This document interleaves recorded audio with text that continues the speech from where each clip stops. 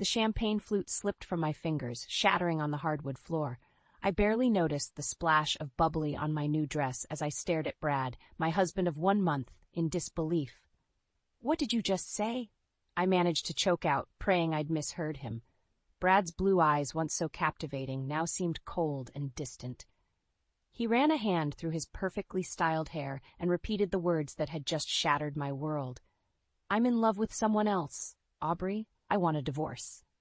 The elegant anniversary dinner I'd spent hours preparing lay forgotten on the table behind us. Candles flickered, casting dancing shadows across the walls of our penthouse apartment. It should have been romantic. Instead, it felt like a cruel joke. "Who is she?" I demanded, my voice trembling. Brad hesitated, then squared his shoulders. "Isabel Hartley." The name hit me like a physical blow. Isabel Hartley, the socialite whose face graced every society page and charity gala in the city. I'd always known Brad had a wandering eye, but this... "How long?" I whispered. 6 months, Brad admitted. "I'm sorry, Aubrey, I never meant for this to happen." A hysterical laugh bubbled up in my throat. "Never meant for it to happen? We've been married for 4 weeks, Brad. Did you even mean those vows?" He had the decency to look ashamed. "I thought I could make it work with us. I really did try." "Try?" I spat. "By sleeping with another woman behind my back?" Brad's expression hardened. "Look, I know this is a shock, but let's be adults about this. We can handle the divorce quietly. No need for a big scene." I gaped at him, fury rising to replace the initial shock. "A big scene? You drop this bomb on our anniversary and expect me to just roll over?" "Come on, Aubrey," Brad said, his tone patronizing. "You had to know deep down that this wasn't working, that we've been drifting apart for years." "Because you've been cheating on me," I shouted, finally losing my composure. "God, how many times have I forgiven you? And now this." Brad's phone chimed. He glanced at it, then back at me. "I have to go. We can discuss the details later when you've calmed down." As he moved towards the door, something inside me snapped. I grabbed the nearest object, a crystal vase, another wedding gift, and hurled it at the wall. It exploded in a shower of glass, making Brad jump. "You want a divorce?" I snarled. "Fine. But don't think for a second I'm going to make this easy for you. I've stood by you for 10 years, Brad. I've forgiven every indiscretion, supported your career, been the perfect wife. No more." Brad's eyes widened slightly. For the first time, he looked uncertain. "What are you saying?" I straightened my spine, meeting his gaze with steel in my own. "I'm saying that if you want out of this marriage, it's going to cost you. Big time. Now, Aubrey, let's not be hasty." "Get out," I said, my voice low and dangerous. "Get out before I do something we'll both regret." Brad hesitated for a moment, then nodded curtly. As the door closed behind him, I sank to the floor, heedless of the broken glass. Tears threatened, but I blinked them back furiously. No more crying over Brad Thompson. No more being the understanding, forgiving wife. As I sat there, surrounded by the wreckage of my marriage, a new resolve began to form. Brad wanted a divorce? Fine. But he was about to learn that hell hath no fury like a woman scorned. I reached for my phone with shaking hands. It was time to call a lawyer. I stared at the divorce papers spread across my kitchen table, a half-empty bottle of wine within easy reach. It had been 3 days since Brad's bombshell, and the shock was finally wearing off, replaced by a simmering anger that threatened to boil over at any moment. My phone buzzed. Another message from my best friend Lydia. "How are you holding up, sweetie? Need me to come over?" I sighed, typing out a quick reply. "I'm fine. Just going over everything with the lawyer tomorrow. Talk soon." The truth was, I didn't want to see anyone. I didn't want their pity or their well-meaning advice. What I wanted was justice. As I poured another glass of wine, memories of the past decade flooded back. The first time I caught Brad cheating, just 2 years into our relationship. His tearful apologies, promises to change, and like a fool, I believed him. Then there was the work trip to Vegas that turned out to be a weekend with his secretary. The flirtatious texts I found on his phone from countless women. Each time I forgave him. Each time I thought things would be different. "Never again," I muttered, taking a long swig of wine. The doorbell rang, startling me out of my bitter reverie. I wasn't expecting anyone, and for a moment I considered ignoring it, but something compelled me to answer. I wish I hadn't. Brad stood in the hallway, looking annoyingly handsome in an expensive suit. "Aubrey," he said, his voice soft. "Can we talk?" Every instinct screamed at me to slam the door in his face. Instead, I stepped aside, letting him in. "Nice suit," I said coldly. "Isabel's taste, I assume?" Brad winced. "Look, I know you're angry." "Angry doesn't begin to cover it," I snapped. "What do you want, Brad?" He ran a hand through his hair, a nervous gesture I once found endearing. Now it just irritated me. "I've been thinking about what you said, about the alimony." I raised an eyebrow. "And?" "I'm willing to be generous," he said, pulling out a folded document. "I had my lawyer draw this up. It's a fair settlement, Aubrey. More than fair, actually." I snatched the paper from his hand, scanning the numbers. My eyes widened. It was indeed generous, far more than I'd expected. "Why?" I demanded, suspicion creeping in. "What's the catch?" Brad sighed. "No catch. I want to make this right, or as right as it can be, given the circumstances." For a moment, I almost believed him, almost fell for the sincere look in his eyes, the regretful tone in his voice. But then I remembered all the times I'd heard this before. "Make it right?" I laughed bitterly. "You can't make this right, Brad. You've humiliated me, betrayed me, and for what? Some socialite who'll probably toss you aside the moment someone richer comes along?" Brad's expression hardened. "That's not fair. Isabel and I—" "I don't want to hear it." I cut him off. "You know what? Keep your generous offer. I'll see you in court." I crumpled up the settlement offer and threw it at his chest. Brad's eyes widened in surprise. "Aubrey, don't be foolish," he warned. "This is more than you'd get in any court settlement. Think about your future." His condescending tone was the final straw. "My future?" I hissed. "My future was supposed to be with you, Brad. But you threw that away, so now I'm going to build a new future. One where I don't have to depend on your generosity or anyone else's." I yanked open the door. "Get out, and tell your lawyer to prepare for war." As the door slammed behind him, I leaned against it, heart pounding. Part of me screamed that I was making a mistake, that I should take the money and run. But a stronger part, a part I'd buried for far too long, whispered something else. It whispered of justice, of standing up for myself at last, of making Brad pay for every lie, every betrayal. I walked back to the kitchen, bypassing the wine glass for the bottle itself. Tomorrow, I'd call my lawyer. Tomorrow, the real fight would begin. And this time, I wasn't backing down. I stood in the courthouse hallway, my heart pounding as I waited for my lawyer to emerge from the judge's chambers. The divorce proceedings had been a whirlwind, moving faster than I'd ever imagined possible. Brad's eagerness to settle had initially made me suspicious, but now I was beginning to understand why. The door opened and my lawyer, Sarah, strode out with a satisfied smile. "It's done, Aubrey. The judge approved the settlement." I blinked, stunned. "Just like that? What about the fight I was preparing for?" Sarah shrugged. "Sometimes we get lucky. Brad's lawyer pushed for a quick resolution, and the terms are more than fair. You're getting a very generous alimony package." As if summoned by his name, Brad appeared at the end of the hallway, Isabel clinging to his arm like an expensive accessory. My stomach churned at the sight of them together. "Congratulations, Aubrey," Brad said, his tone maddeningly cordial. "I hope this settlement helps you start fresh." I wanted to slap the smug look off his face. Instead, I forced a smile. "Oh, it will. Thank you for your generosity." Isabel's eyes narrowed. "Brad, darling, we'll be late for the charity gala. We should go."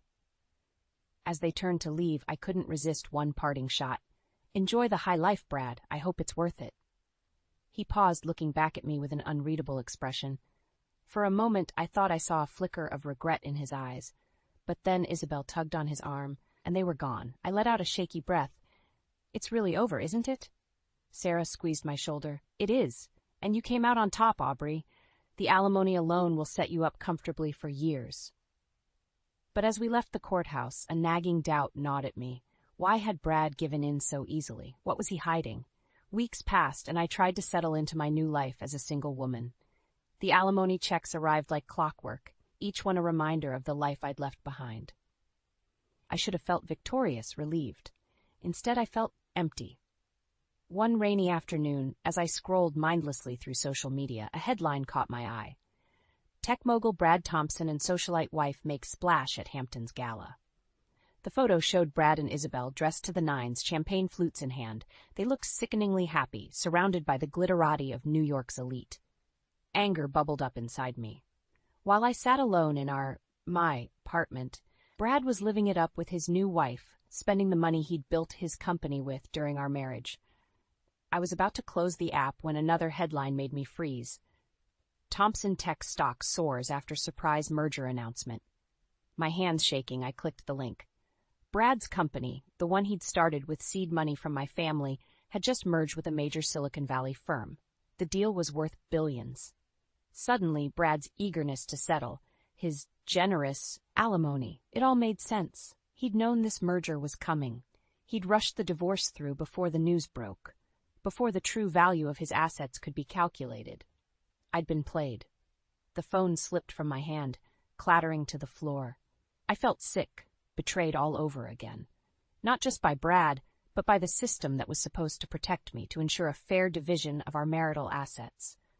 As I sat there surrounded by the trappings of my old life, a cold determination settled over me.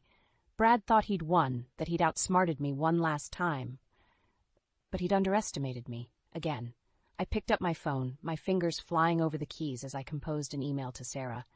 It was time to reopen the case. Time to show Brad and the world that Aubrey Thompson wasn't going down without a fight. This wasn't just about money anymore. It was about justice. And I was going to get mine, no matter what it took. I stared at the blinking cursor on my laptop screen, willing the words to come. The website for my fledgling interior design business sat half-finished, a digital representation of my stalled life. It had been 3 months since the divorce, and I was struggling to find my footing. The alimony checks from Brad sat untouched in my bank account. Using that money felt like admitting defeat, like letting him win all over again.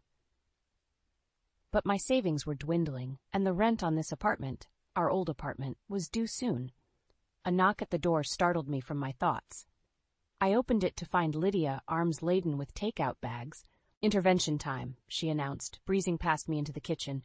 "You've been ghosting everyone for weeks. Enough is enough." I sighed, following her. "I'm fine, Lydia, just busy with the new business." She fixed me with a skeptical look. "Uh-huh. And how's that going?" I gestured helplessly at my laptop. "It's a work in progress." Lydia's expression softened. "Sweetie, you can't keep punishing yourself. What happened with Brad wasn't your fault." "Wasn't it?" I countered, the bitterness I'd been suppressing bubbling to the surface. I was the one who kept forgiving him, who believed his lies. And now look at me, hiding in this apartment while he's out there living his best life with Isabel. Lydia grabbed my shoulders, forcing me to meet her gaze. "Listen to me, Aubrey. You are not the villain in this story. You're the hero. It's time you started acting like it." Her words hit me like a splash of cold water. She was right. I'd been wallowing in self-pity, letting Brad's betrayal define me. It was time to take control of my narrative. With newfound determination, I turned back to my laptop. "Help me finish this website," I said to Lydia. "It's time to launch this business for real." We worked through the night, fueled by takeout and determination.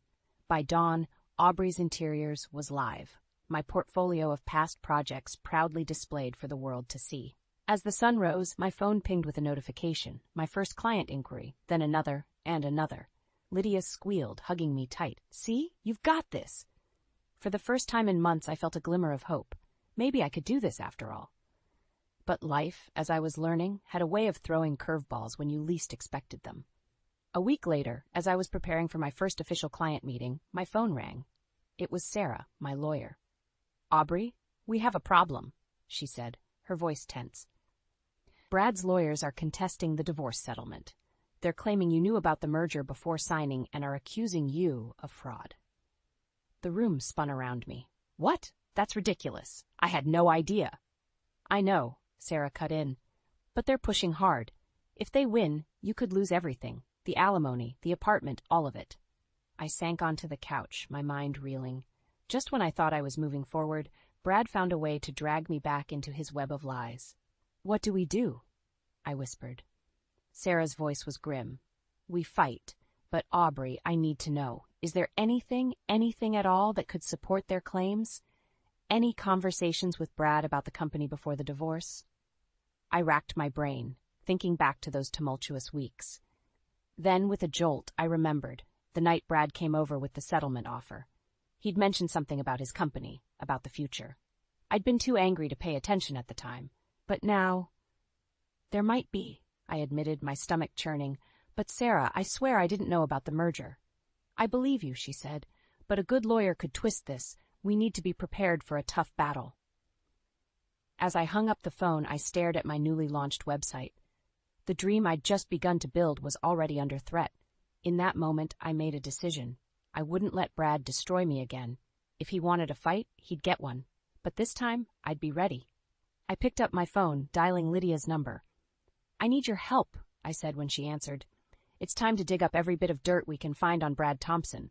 No more playing nice. The game had changed, and I was determined to win. I never thought I'd find myself skulking outside a high-end restaurant, but desperate times call for desperate measures. Through the window, I could see Brad and Isabel laughing with a group of well-heeled socialites. The sight made my blood boil. Are you sure about this?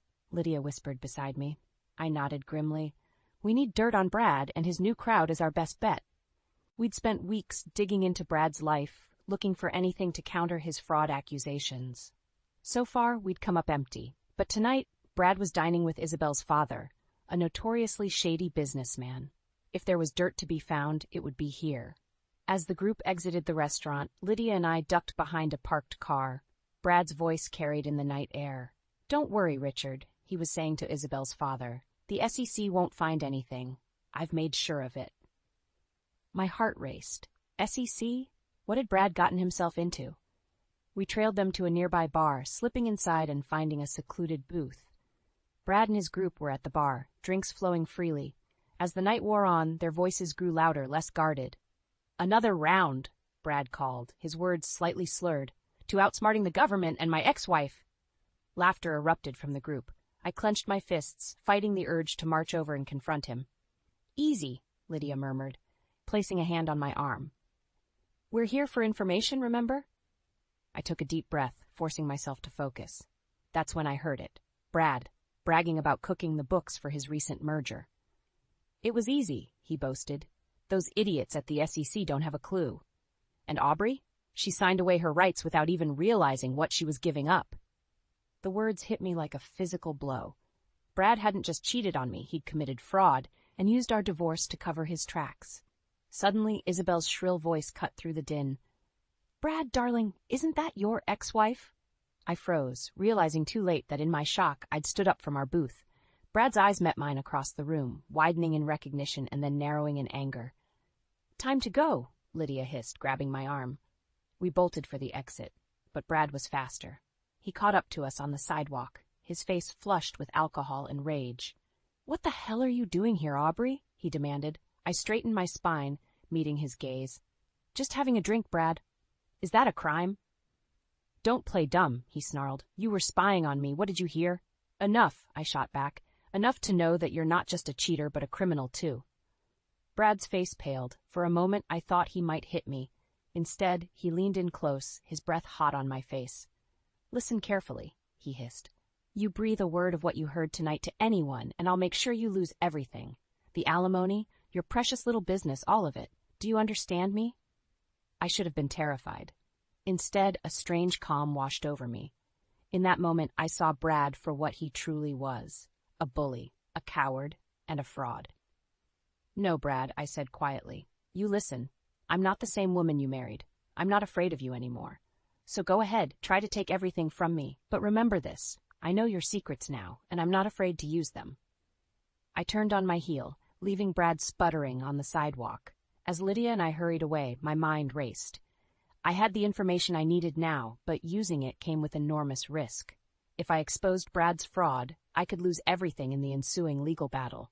But if I stayed silent, could I live with myself? As we reached my apartment, I made my decision. I turned to Lydia, my voice steady. Call Sarah, I said. It's time to fight fire with fire. The battle lines were drawn, and this time I was ready for war. I stared at the television in disbelief, my coffee slipping from my fingers and shattering on the floor. Brad's face filled the screen, his usual confident smirk replaced by a look of panic. Breaking news, the anchor announced.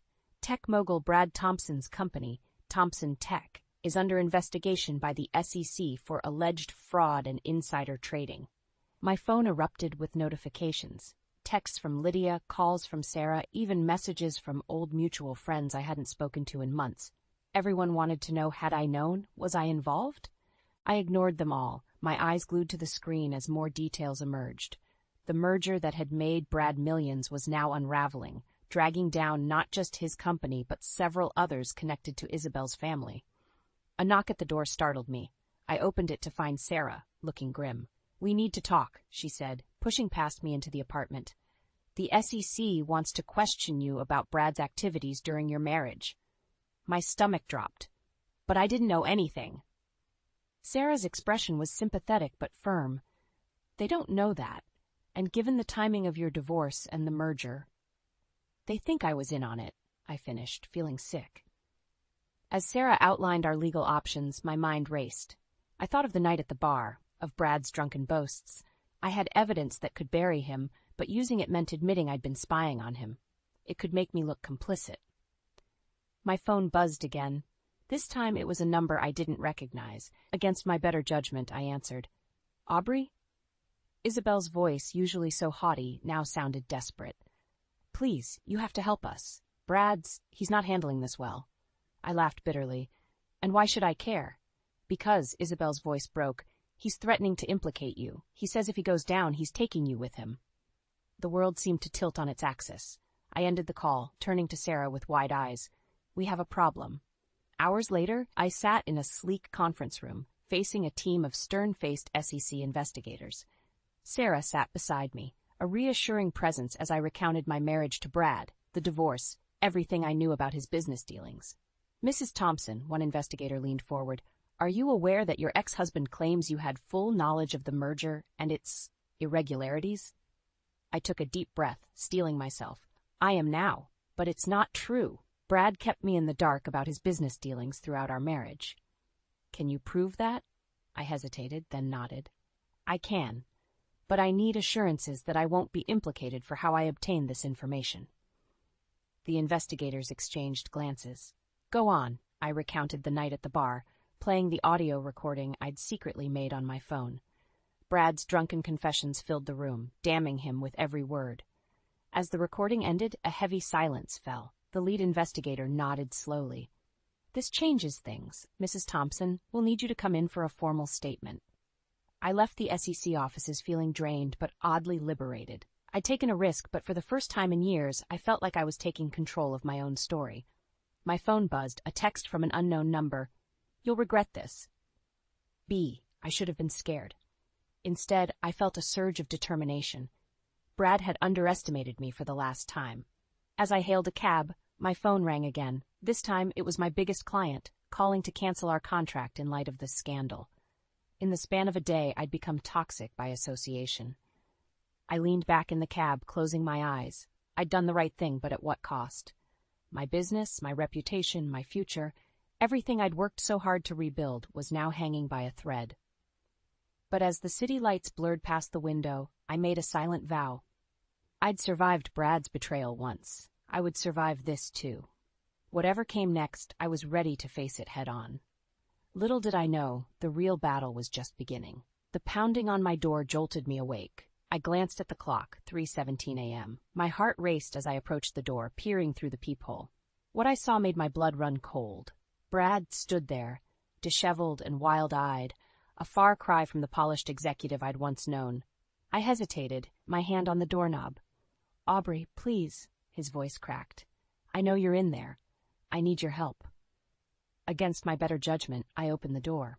Brad stumbled in, reeking of alcohol and desperation. "What are you doing here?" I demanded, keeping my distance. Brad's eyes darted around the room. "It's all falling apart, Aubrey. The company, the merger, everything. Isabel left me. Her family's lawyers are circling like vultures." "And this concerns me how?" I crossed my arms, fighting to keep my voice steady. He ran a shaking hand through his hair. "I'm sorry for everything. I was a fool, Aubrey. I threw away the best thing in my life for what? A life that was all smoke and mirrors." I'd imagined this moment so many times, Brad broken, apologizing, but now that it was happening, I felt nothing but a cold, hard anger. "You're only sorry because you got caught," I said flatly. "If your schemes had worked out, you'd still be living it up with Isabel, wouldn't you?" Brad's face crumpled. "No, that's not true." I've realized. Save it, I cut him off. What do you want, Brad? Why are you really here? He took a deep breath. I need your help. The SEC, they're building a case against me. But if you testify that you knew about the merger, that you were involved...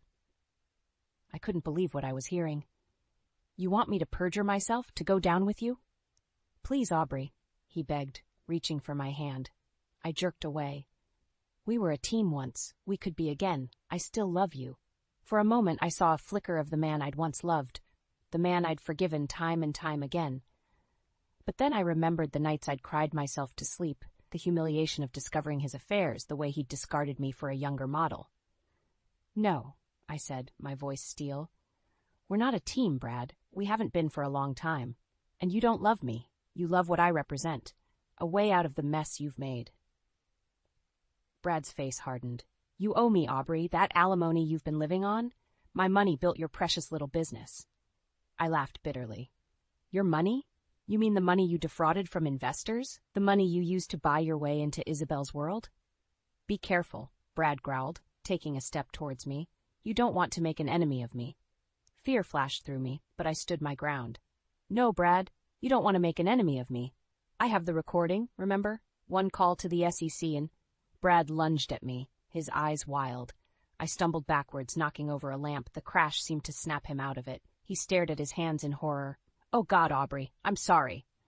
I didn't mean. Get out, I said, my voice shaking. Get out now, or I'm calling the police.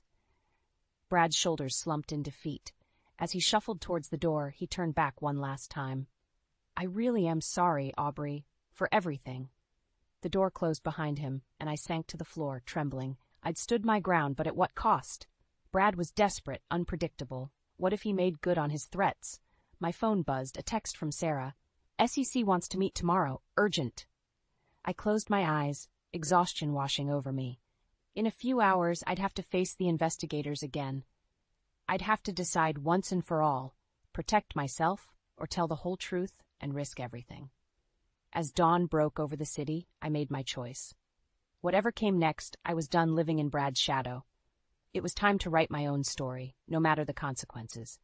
I stood in the courtroom, my heart pounding as the judge prepared to deliver the verdict. Months had passed since that night. Brad showed up at my door, desperate and unhinged. In that time, my world had been turned upside down.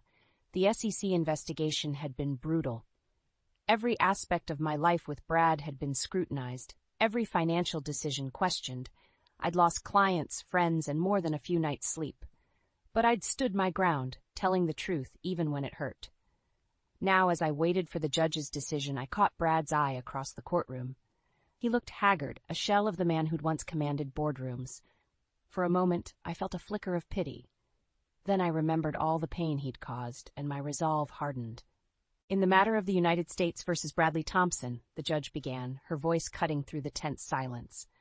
This court finds the defendant guilty on all counts of fraud and insider trading. A collective gasp rippled through the courtroom.